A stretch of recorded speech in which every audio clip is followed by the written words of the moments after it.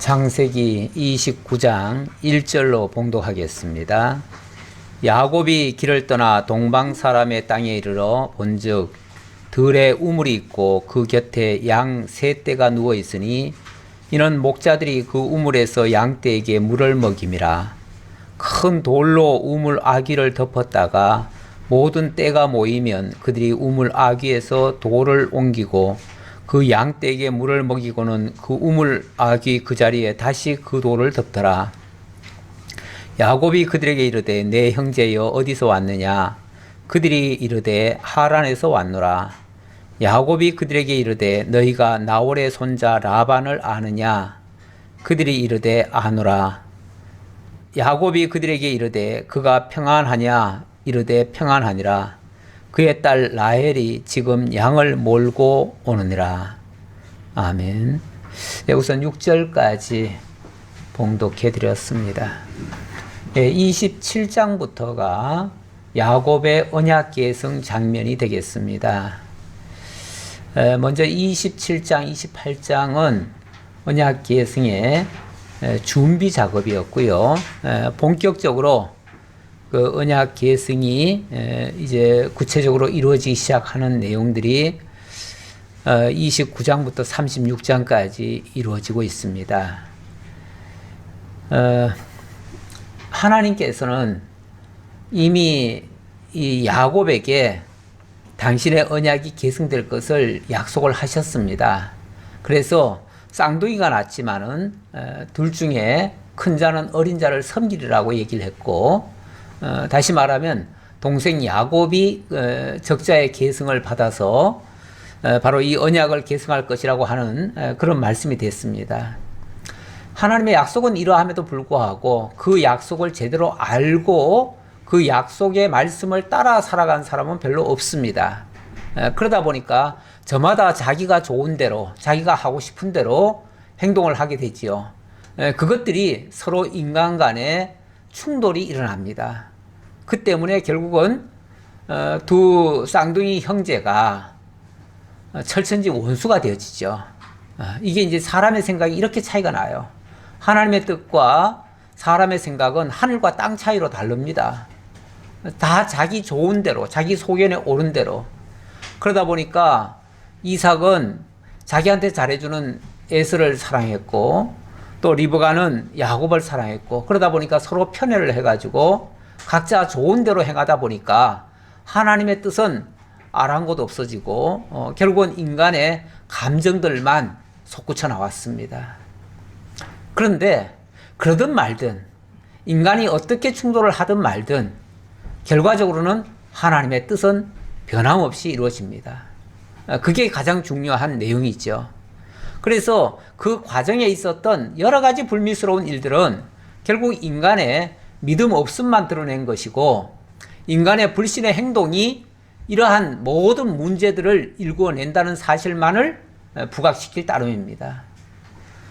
우리는 그래서 경우에 따라서는 내 뜻대로 안 돼도, 나하고는 정말 안 맞아도 그래도 주의 뜻은 이루어지이다, 이렇게 고백하는 것이 솔직한 성도다운 자세가 되겠습니다.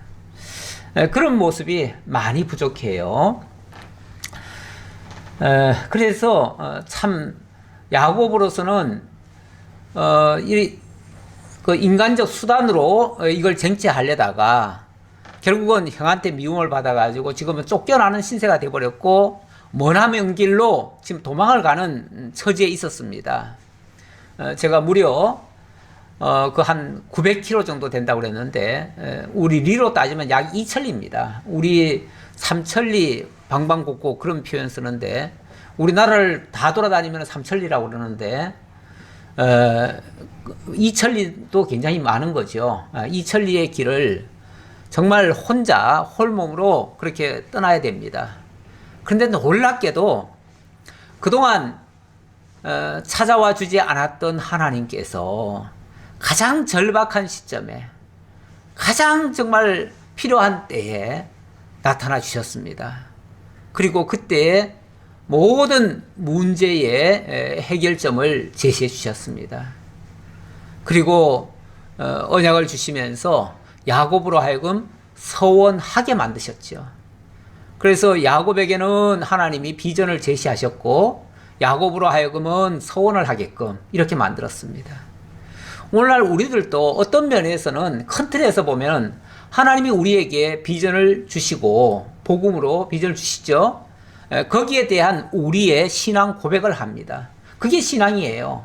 신앙이 딴 게 아니고 하나님의 부르심에 대한 응답이에요. 응답인데 그 응답을 지금 우리가 하고 있는 모습이 바로 신앙생활이에요.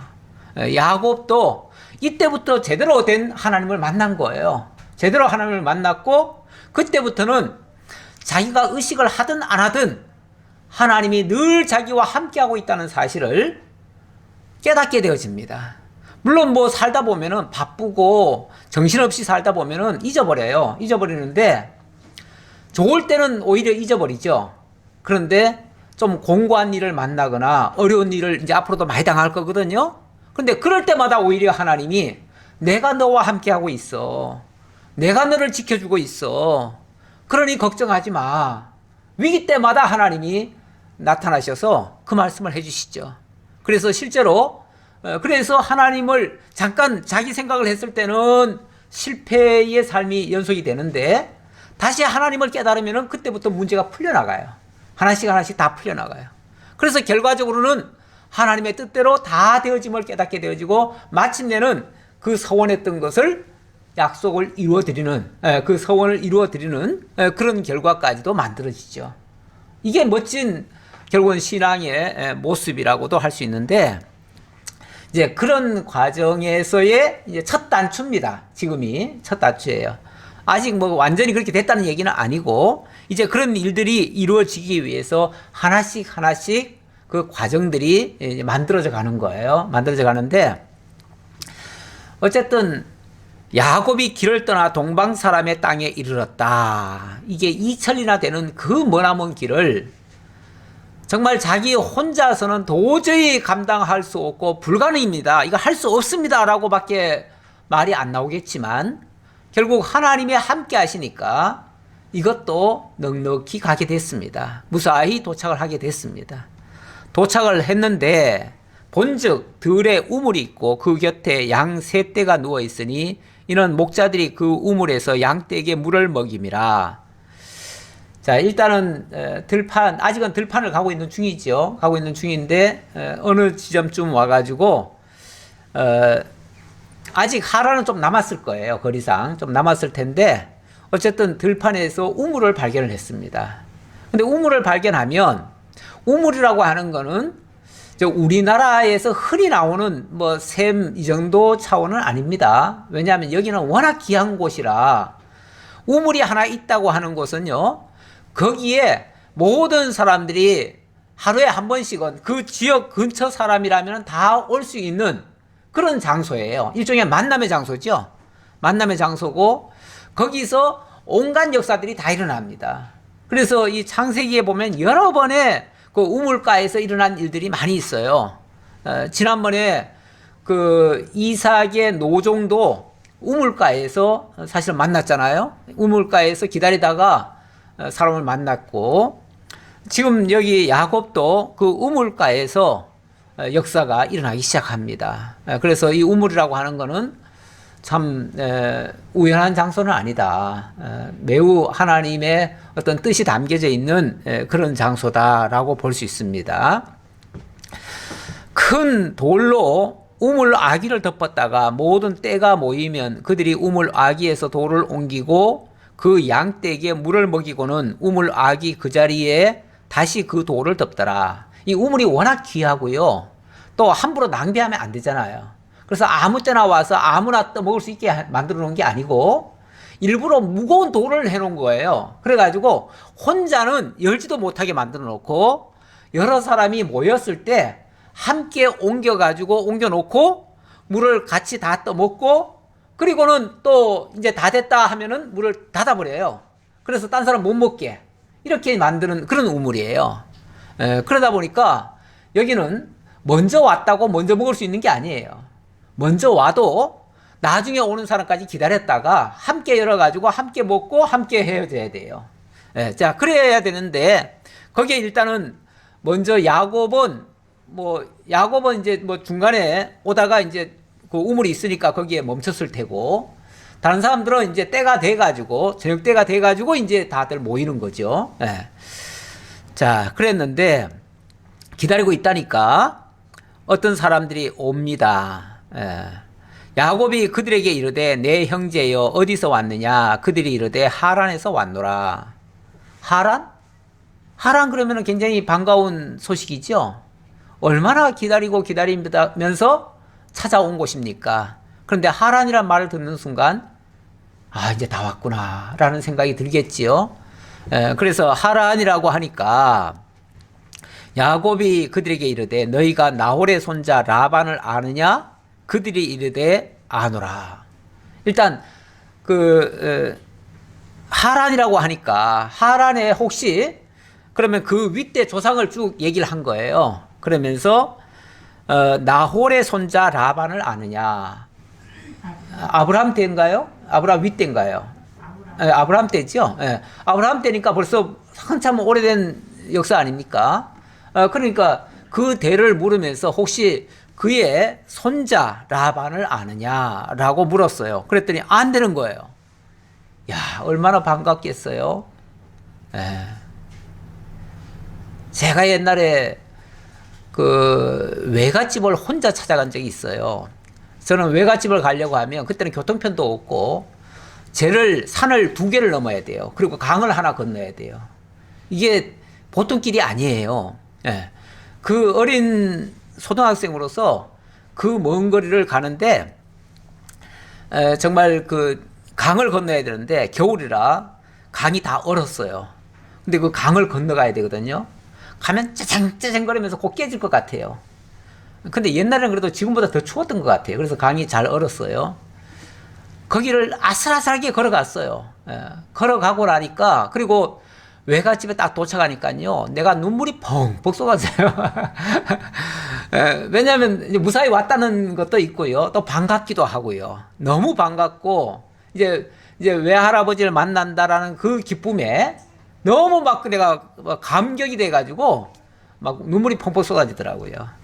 그런 적이 있었는데, 아마 이 야곱도 이 외갓집을 이제 드디어 온 거 아닙니까? 그러니까 너무 기뻐서 아마 속으로는 펑펑 울었을 거예요. 너무 반갑기도 하고. 근데 라반을 아느냐고 하니까 안 되는 거예요. 그래서 또 안부를 묻지요. 6절. 야곱이 그들에게 이르되 그가 평안하냐? 이르되 평안하니라. 그의 딸 라헬이 지금 양을 몰고 오느니라. 그런데 더 반가운 소식은 바로 그 라반의 딸이 지금 양떼를 몰고 이제 곧 조금 있으면 곧 올 거다. 그 얘기를 하는 거예요. 곧 올 거다. 와, 이렇게 반가울 수가요. 그 집을 안다는 것만 해도 반가운데 그의 딸, 지금 야곱이 여기 오는 목적 중에 하나는 뭐죠?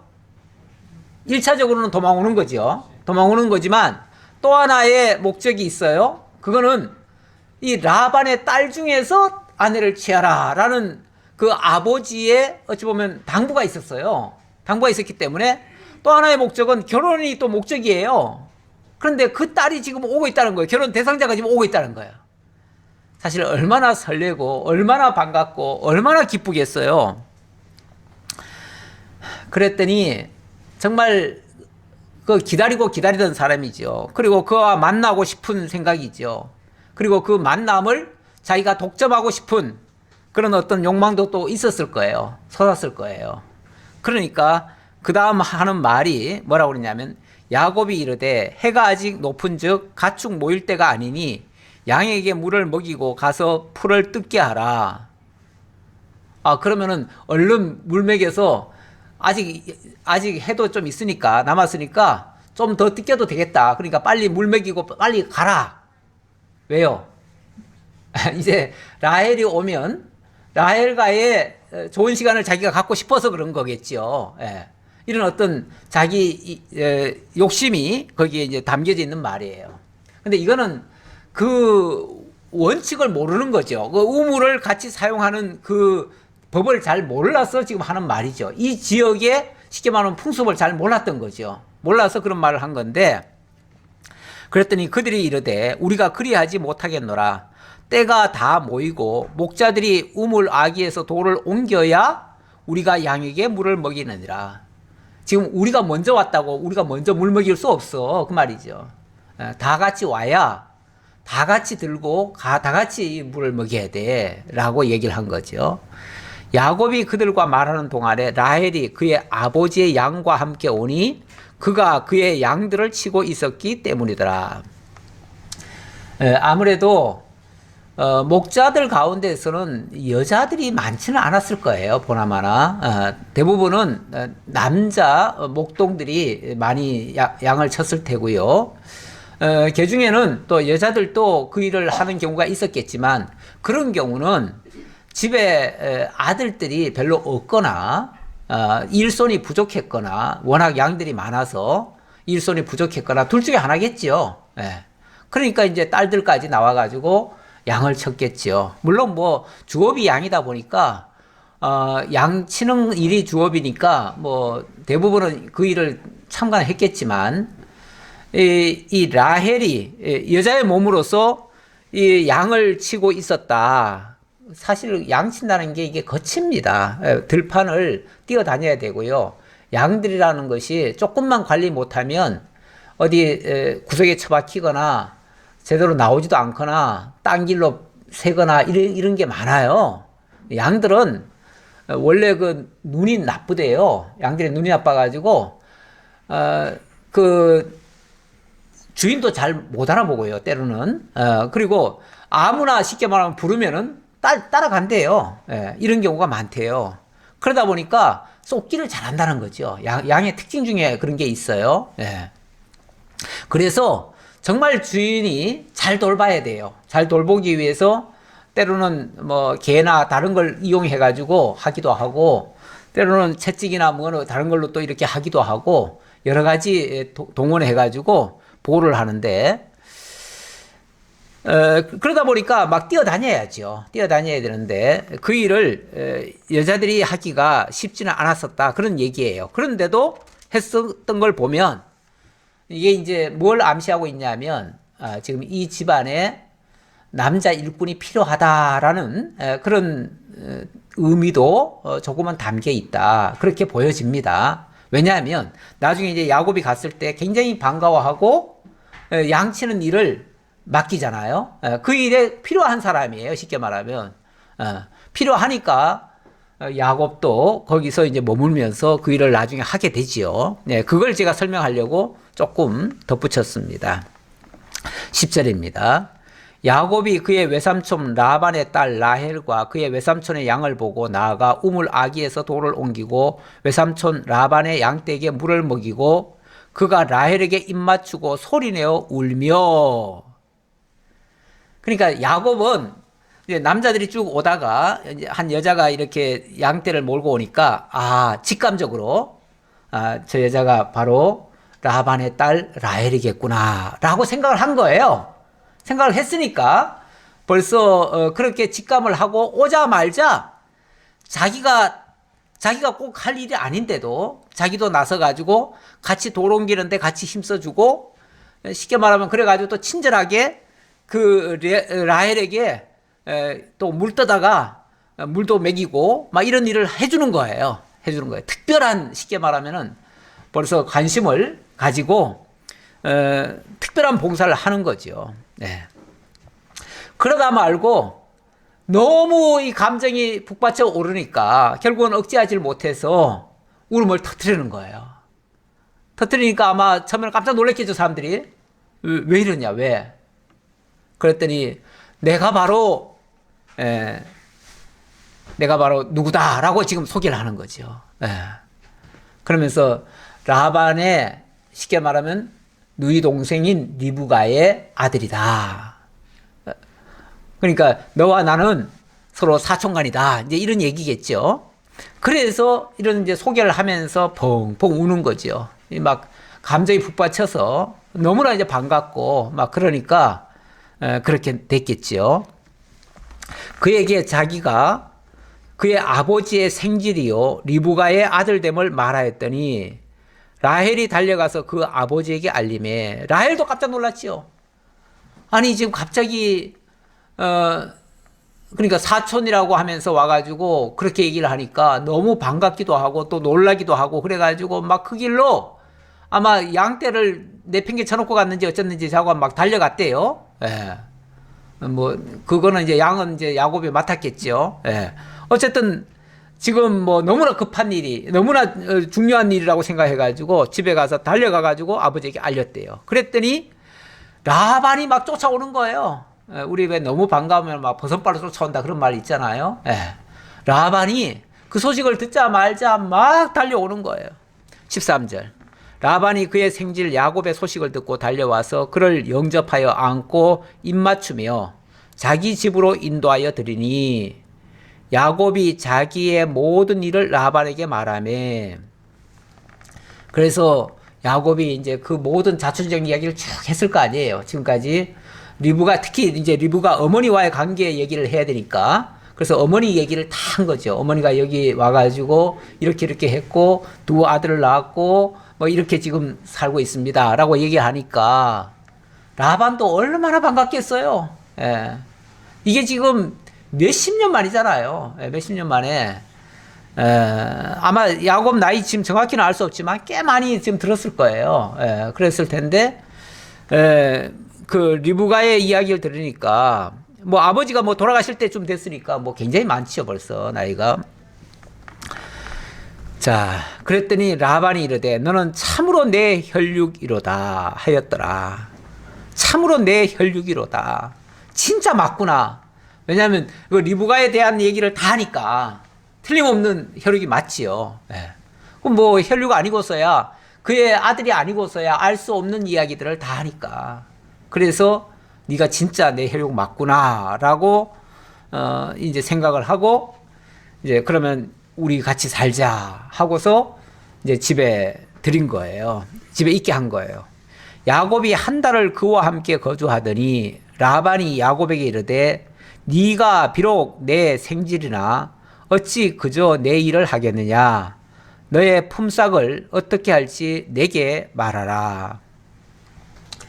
네가 생질이지만 생질이라고 해가지고 내가 공짜로 너 부려먹을 수는 없지 않느냐. 그러니 너도 얼마 정도면은 일을 여기 머물면서 일을 할 수 있을런지 네가 품삯을 정해봐라 라고 얘기를 한 거예요.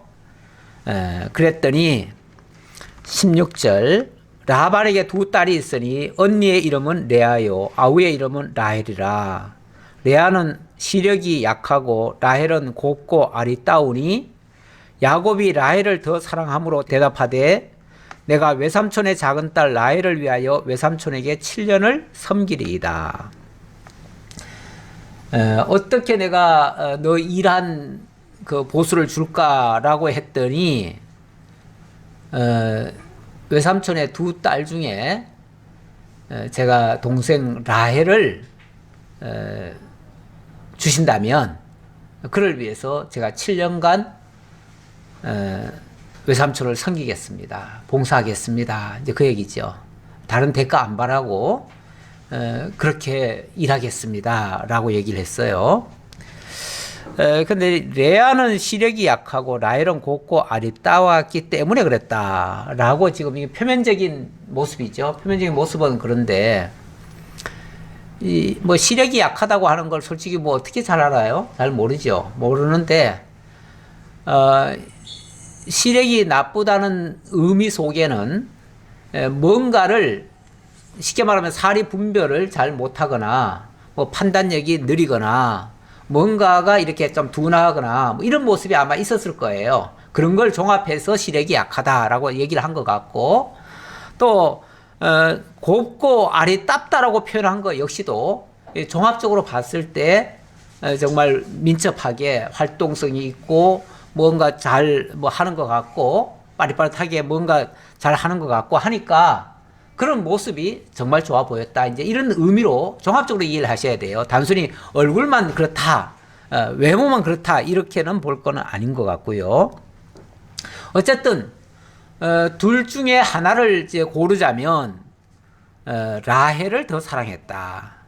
그래서 내가 외삼촌의 작은 딸 라헬을 위해서 7년간 섬기겠습니다. 라고 대답을 했어요.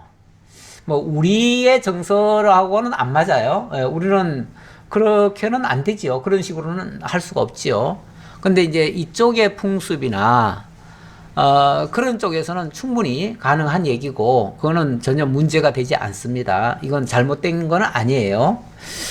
자, 그래서 자, 그렇게 대답을 했더니 라반이 이르되 그를 너에게 주는 것이 타인에게 주는 것보다 나으니 나와 함께 있으라. 그렇다면 너도 좋은 일이지만 나에게도 좋은 일이다. 서로 좋은 일이니까 그럼 그렇게 하도록 하자.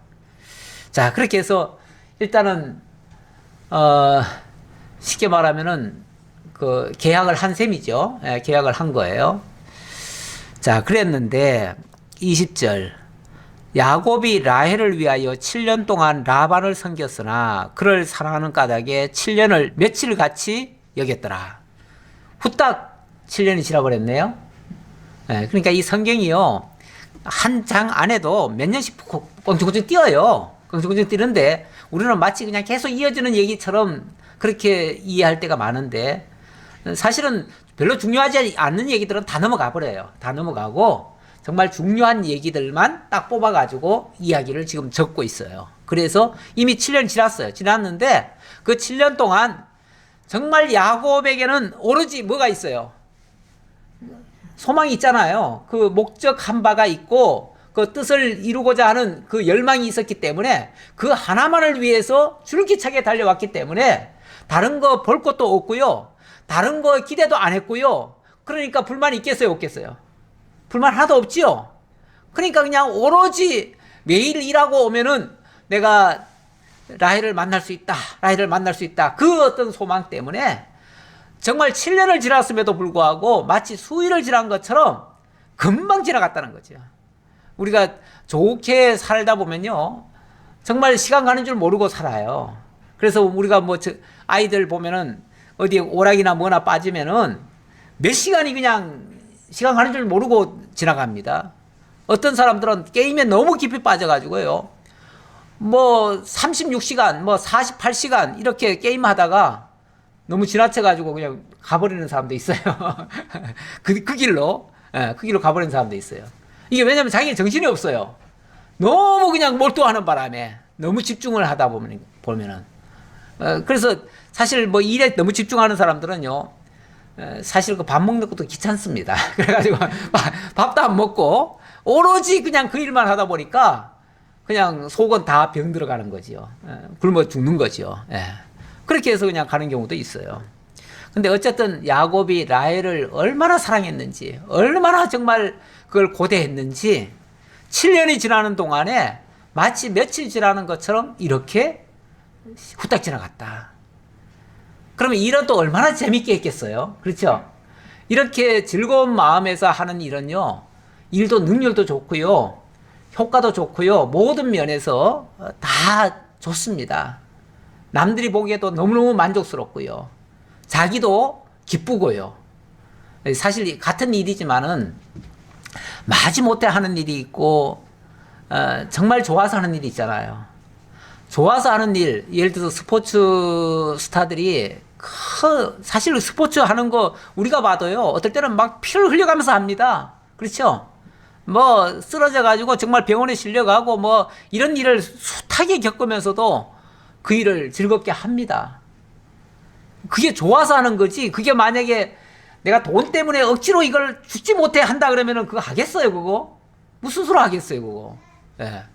한 번만 다쳐도 아이고 또 다칠까봐 난 도저히 못하겠어 그러지요. 못하지요. 그러니까 우리가 힘들어서 억지로 하는 일은요, 사실은 해도 안 되고요, 해도 효과도 없고요, 재미도 없고요, 죽지 못해 하는 거니까 그건 하는 내내 정말 죽을 지경이에요. 죽을 지경인데 정말 좋아서 하는 일은요, 누가 뭐라 그러든 말든 상관없어요. 내 좋은 거니까 그냥 즐거워서 하는 거예요. 그리고 시간 가는 줄 모르고 하는 거예요. 우리가 신앙적인 것이 이런 일로 만들어지면 좋겠어요. 신앙적인 일이 이런 일로 만들어지면요, 신앙생활이 제일 즐겁잖아요. 그렇죠? 다른 세상에 그 무엇것보다도. 그러니까 다른 아무리 좋은 게 있어도 이것과는 비교가 안 되는 거예요. 이거는 뭐 진짜 천국에서 사는 것 같은 느낌이고 다른 것들은 어떻게 보면 다 하찮아 보일 수도 있어요. 예, 그래서 우리가 정말 이 신앙의 맛을 제대로 알고 이 진리의 맛을 제대로 알면 정말 다른 거 우리가 굳이 따를 것도 없고요. 하지 마라 하지 마라 이런 소리 할 것도 없어요. 예. 그런데 억지로 뭘 시키려고 하다 보면은 이거 하면 안 돼, 저거 하면 안 돼, 이렇게 해야 돼, 저렇게 해야 돼, 자꾸 잔소리가 나오지요. 잔소리도 나오고 본인도 마지 못해, 억지로 죽지 못해 하니까 정말 지겹지요. 지겹지요. 그 소리 듣는 것도 지겹고 남들이 다 원망스럽고 이렇게 되죠. 그래서 정말 기왕 하는 일 즐겁게 해야 되는데 즐겁게 하는 것에는 의미가 부여돼야 돼요. 그렇죠? 그 분명히 목적이 있어야 돼요. 그 가치를 발견해야 돼요. 그래서 우리가 가치 있고 목적이 있고 의미가 있는 일들은요, 정말 신나서 할 수 있습니다. 우리 신앙생활에 의미 부여를 하셔야 됩니다. 그것의 소중한 가치를 오죽하면은 우리 예수님 비유에서 보면은 그런 신앙의 모습이 어떻게 뭘로 비유를 했냐면은 마치 진주를 발견한 자는 큰 먼 거리를 가서도 그걸 기어코 사온대잖아요. 예. 그리고 그 보물을 발견한 자는 자기의 전 재산을 다 팔아서 그 밭을 사버린대잖아요. 아예. 왜? 거기에 모든 걸 다 투자하더라도 아깝지 않다라고 생각하니까. 그게 최고의 가치라고 여기니까. 그러니까 우리가 어디다가 가치를 두느냐에 따라서 그 가치에 정말 우리가 힘을 쏟을 수도 있고, 뭐 별로 가치 없게 여기면은, 아유, 뭐 신앙생활에서 좋은 게 뭐 있어? 차라리 돈이나 벌어야지. 이렇게 생각이 들지요. 왜냐면 이 신앙의 가치를 모르니까. 진리의 가치를 모르면 그렇게도 생각이 들어요. 근데 진짜 가치를 아는 게 중요하다. 그러면은 즐겁게 살 수 있다. 신앙생활이 즐거워야 된다. 신앙생활이 벌써 힘들다고 하는 거는 사실은 병들어 있는 거예요.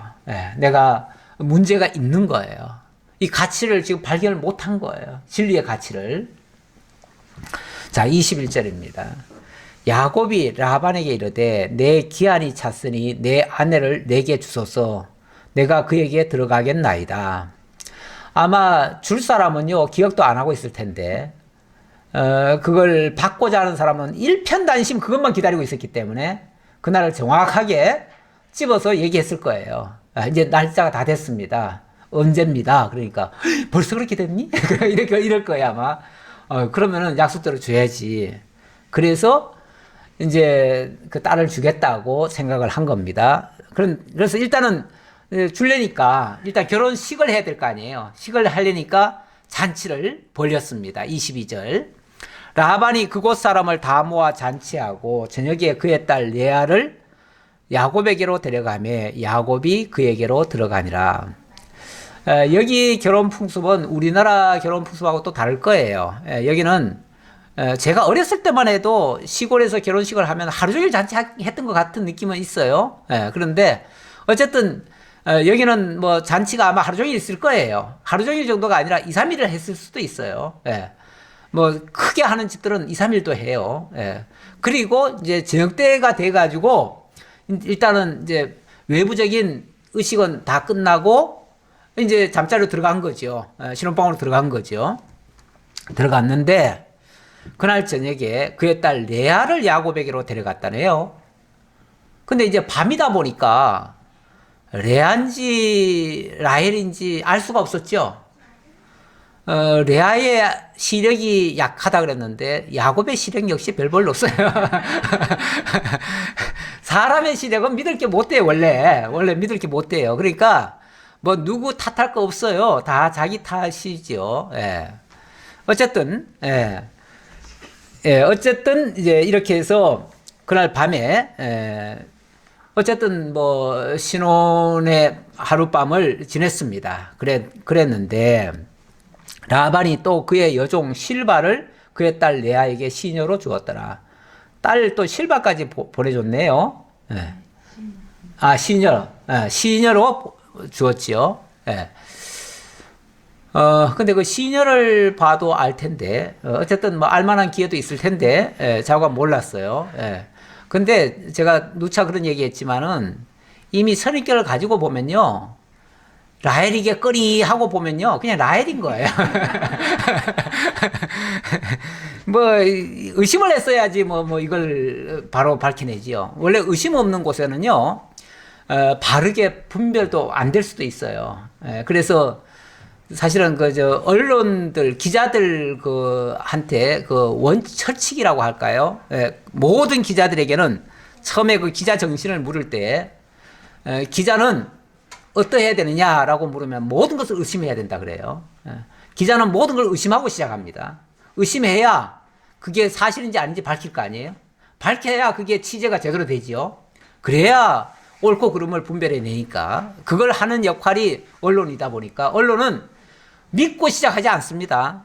그러니까 절대 우호적인 기사 안 써요. 언론들은.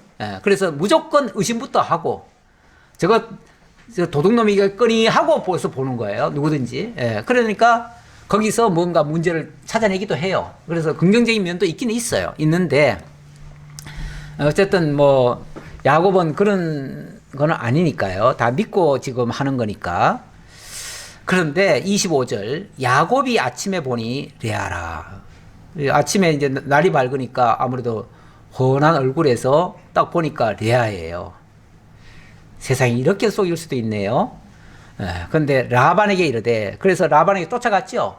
따지러 간 거죠. 이건 이제 따진 거죠.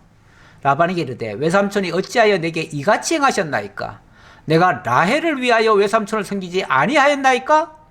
외삼촌이 나를 속이시면 어찌 됩니까? 도대체 왜 속였습니까? 이런 따짐이죠. 지금까지 한 번도 의심하거나 따지거나 반항한 적이 없었던 이 야곱이 라반에게 속았다라고 생각하니까 따지는 거죠. 뭐 정당하죠. 속았으면 따져야죠. 자, 그랬더니 라반이 이르되 언니보다 아우를 먼저 주는 것은 우리 지방에서 하지 아니하는 바이라. 참 핑계거리는 좋아요. 뭐 이런 어려울 때는 이런 핑계 대도 돼요. 예, 어쨌든 우리 지역에서는 우리 지역의 풍습에서는 동생을 언니보다 먼저 시집 보내는 일은 없다. 그러니까 먼저 언니부터 시집을 보내고 그 다음에 동생을 보내야 된다. 그러자면 일단은 내가 레아를 보냈지만 라헬 안 준다는 게 아니다. 준다. 라헬 준다. 그러니 라헬도 줄게. 다만 우리 지역의 풍습이니까 일단은 레아부터 취하고 그 다음에 동생 라헬도 줄 테니까 그 대신 이를 위하여 7일을 채우라. 또 하루 만에 바로 줄 수는 없지 않느냐. 그렇죠? 하루 만에 바로 줄 수는 없으니까 7일 후에 다시 결혼식 하자. 이제 그 얘기죠.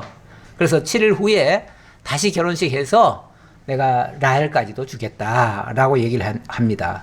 그러면서 여기에 하나의 조건을 또 겁니다. 무슨 조건입니까? 이거는 이제 꼼수죠. 이건 앞에 거는 어쩔 수 없는 핑계라고 해도 이거는 정말 꼼수죠. 무슨 꼼수입니까? 그도 내게 주리니 네가 또 나를 7년 동안 섬길지니라. 요거 7년 더 부려먹으려고. 그래서 7년 다시 라헬을 주기는 주는데 어쨌든 두 여자를 취할 거니까 7년은 더 일을 해야 된다 라고 하는 그 조건. 싫으면 간두고 이런 뜻이죠. 싫으면 간두고 어쩌면 뭐 라반의 생각에는 둘 중에 하나일 수도 있어요. 이렇게 얘기하면 에이 그렇게는 못해요 할 수도 있고, 그러면 이제 레아 보낸 걸로 끝내고 그러면 되죠. 뭐 그래도 되고, 또 라헬까지 취한다면은 또 7년 더 부려먹을 수 있고, 어쨌든 일거양득이죠. 이래도 좋고 저래도 좋고 다 좋은 방안을 제시를 했습니다. 그리고 라반이 또 그의 여종 빌라를 그의 딸 라헬에게 주어 시녀가 되게 하고, 야곱이 또한 라헬에게로 들어갔고 그가 레아보다 라헬을 더 사랑하여 다시 7년 동안 라반을 섬겼더라.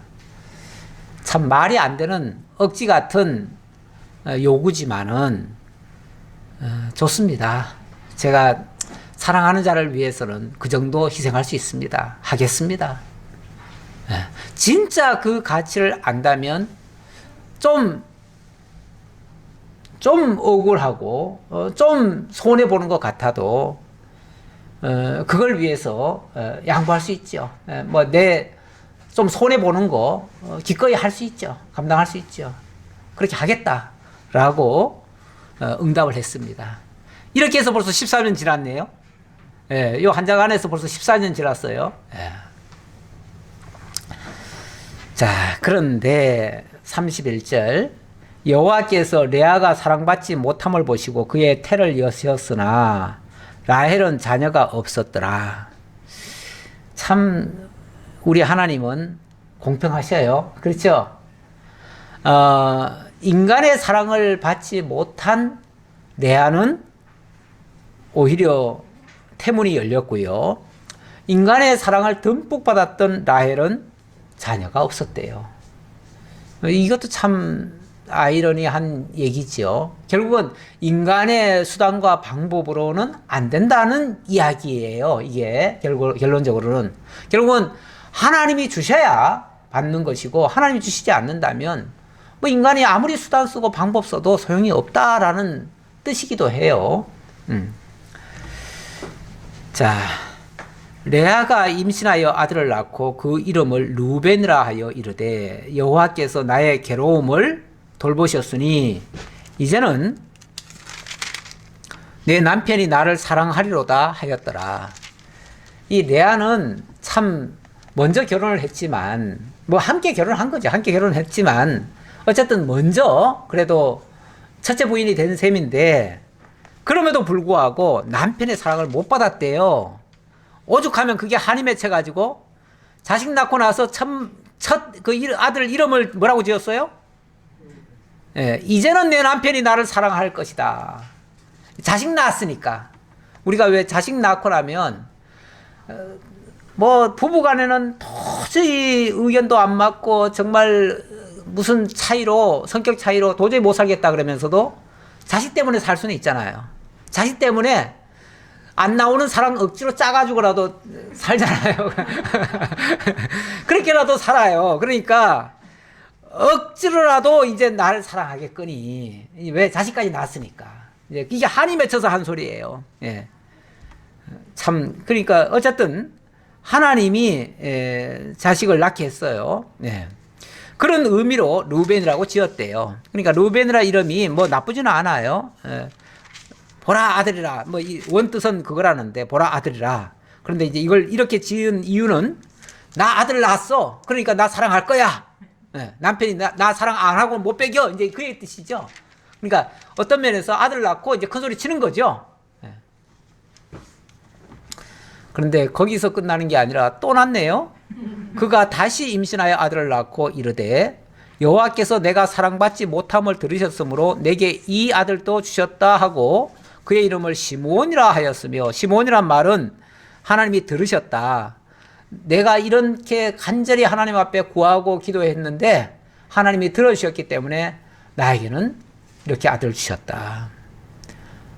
정말 별로 사랑도 안 하는데 어떻게 이렇게 또 자식이 잘 낳는지 그것도 우리는 이해는 잘 안 돼요. 하지만 우리 하나님의 섭리니까 우리는 다 이해해야 돼요. 예. 그가 또 임신하여 아들을 낳고 이르되 내가 그에게 새 아들을 낳았으니 내 남편이 지금부터 나와 연합하리로다 하고 그의 이름을 레위라 하였으며.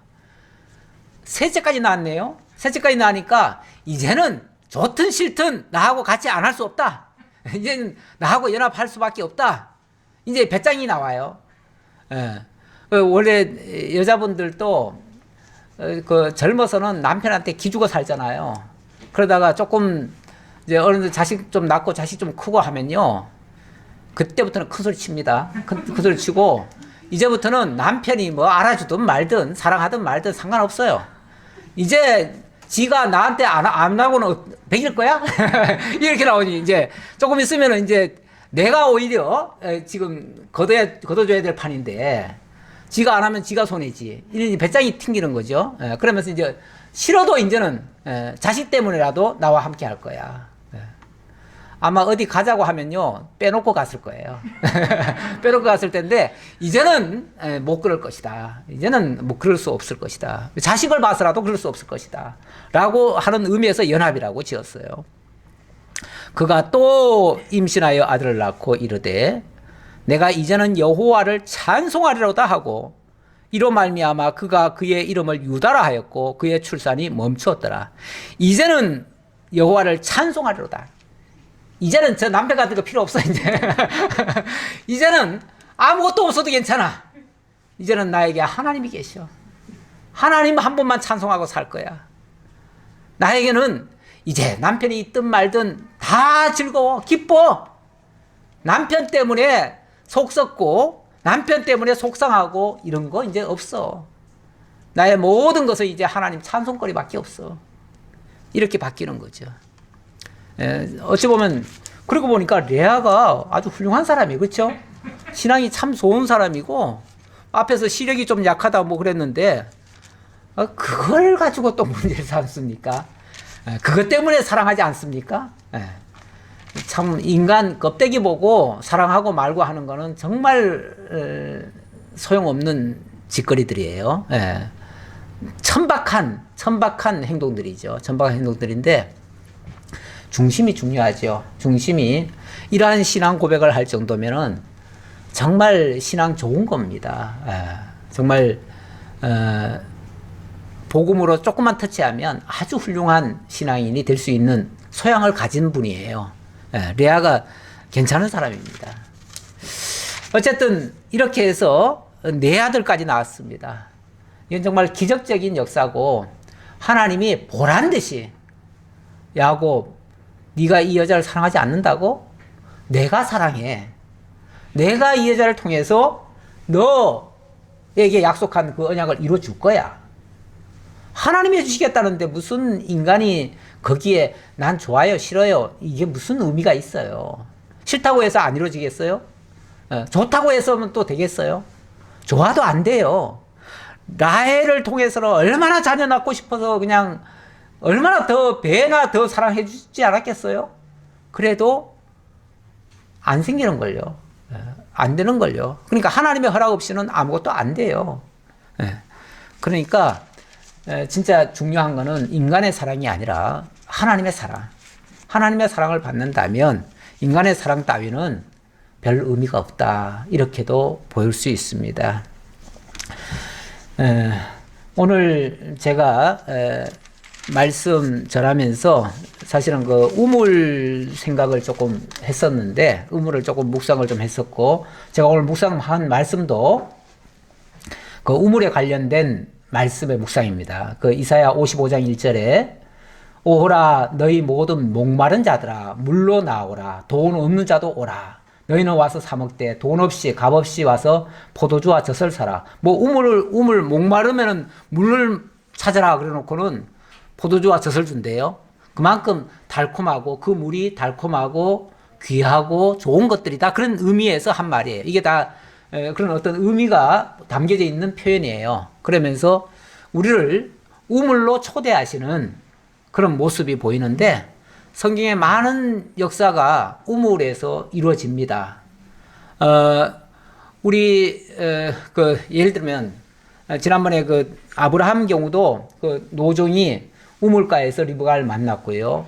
또 모세도 모세가 그 미디안 제사장 딸들을 만날 때 어디서 만나냐면 우물가에서 만납니다. 그리고 구약 성경 몇 군데서요. 제가 그래서 몇 군데 한번 찾아봤는데 예레미야 2장 13절에 보면요. 이런 말이 있어요. 이스라엘에 두 가지 악이 있대요. 두 가지 악이 있는데 그 첫 번째 악은 뭐냐면 그들이 생수에 근원되는 나를 버린 것과 스스로 웅덩이를 판 것이다. 이렇게 얘기를 합니다. 이게 두 가지 큰 죄악이래요. 그러니까 생수가 나오는 우리 하나님을 버린 거. 그리고 자기 우물을 판 거. 자기 우물을 팠다는 거는 하나님의 생수를 거부했다는 얘기죠. 그러면서 또 예레미야 17장 13절에는요. 이스라엘의 소망이신 여호와여 무릇 주를 버리는 자는 다 수치를 당할 것이라 무릇 여호와를 떠나는 자는 흙의 기록이 되오리니 이는 생수의 근원이신 여호와를 버림이니라. 같은 말이에요. 생수의 근원이다. 우리 하나님이 생수의 근원이시다. 그리고 이제 신약에 와 보면은 그 요한복음 4장에 보면 수가성에 사마리아 성에 그 수가 여인이 있지요. 예. 그 여인을 예수님이 만납니다. 그런데 그 사마리아 땅은 원래 이스라엘 사람들이 가지도 않는 곳이에요. 근데 예수님이 미리 가가지고 우물에서 기다리고 있어요. 그러다가 우물을 기르러 오는 그 여자에게 나에게 물 좀 달라 하고는 왜 유대인이 나한테 물 달라고 합니까? 그러면서 꺼리니까 내가 누군 줄 알았다면은 나한테 막 오히려 더 달라고 졸랐을 것이다. 그러면서 당신 누군데 그랬더니 그러면서 이제 쭉 얘기를 하는 거예요. 너는 이렇게 한 번 마시고 나면 또 목이 말라가지고 내일 또 마시러 와야 되겠지만 내게서 나오는 물은 영원히 목마르지 아니할 생수가 되리라 하면서 당신에게서 생수가 나올 것을 알려줍니다. 그래서 당신을 통해서 이 영원한 생명수가 공급이 되어지고 그를 만나는 자는 영원한 생명을 얻게 된다. 이제 이런 차원인데 결국 예수 그리스도가 메시아라는 거죠. 예수가 메시아라는 사실을 증거하는 것이고 구약의 그 우물 사건 또는 물을 사라고 하는 사건 이런 것들은 결국은 메시아를 통해서 영원한 생수가 공급되어질 것 이걸 가리키는 의미가 담겨져 있다라는 말씀 아울러서 이제 좀 기억해 주셨으면 해서 말씀드리고 오늘 말씀은 마치도록 하겠습니다. 기도하겠습니다. 아버지 하나님 감사합니다. 오늘도 이 야곱의 사건을 통해서 하나님이 계시하신 놀라운 역사들을 살펴보았습니다. 야곱의 삶의 여정 결코 만만치 않았고 너무나 거친 일들이 많았습니다. 정말 불편한 일들이 많았습니다. 그러나 하나님께서 주신 그 언약을 받고 그 비전을 따라 살아간 삶은 즐거웠습니다. 그리고 사랑하는 자를 위해서 일하는 것은 7년도 수일같이 여길 정도로 기뻤다고 했습니다. 우리에게 진정한 가치, 참된 생수를 만나게 하시고 그 일을 위해서 선한 일을 위해서 우리가 힘써 일하고 봉사하고 수고하는 그 모든 일이 정말 뜻깊고 의미 있는 일임을 다시 한번 기억했습니다. 우리의 신앙생활도 이러한 즐거움으로 할 수 있도록 역사해 주옵소서. 감사드렸고 예수님 이름으로 기도하옵나이다. 아멘.